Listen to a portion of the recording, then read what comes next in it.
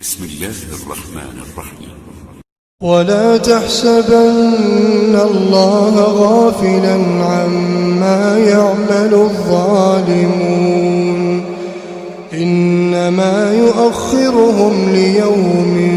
تشخص فيه الأبصار مهطعين مقنعي رؤوسهم لا يرتد إليهم طرفهم وأفئدتهم هواء وأنذر الناس يوم يأتيهم العذاب فيقول الذين ظلموا ربنا أخرنا إلى أجل قريب نجب دعوتك ونتبع الرسل أولم تكونوا أقسمتم من قبل ما لكم من زوال وسكنتم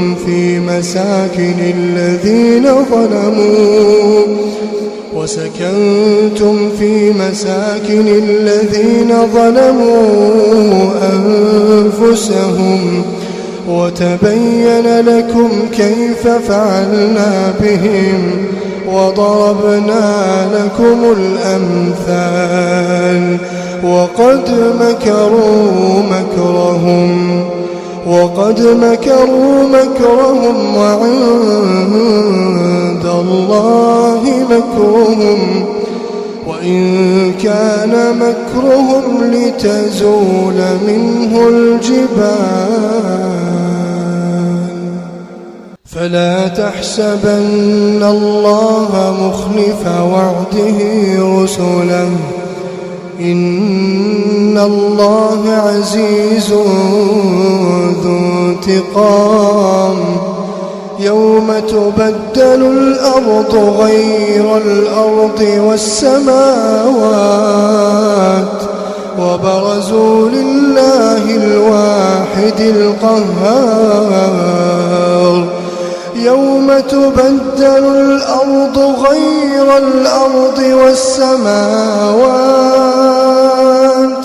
وبرزوا لله الواحد القهار وترى المجرمين يومئذ مقرنين في الأصفاد سرابيلهم من قطران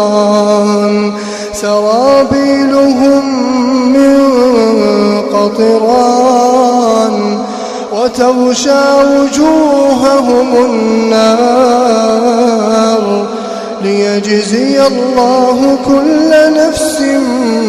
ما كسبت إن الله سريع الحساب هذا بلاغ للناس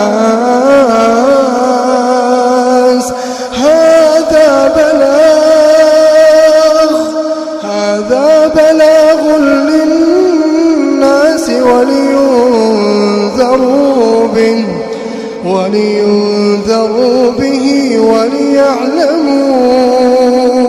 وليعلموا أنما هو إله واحد وليذكر أولو الألباب.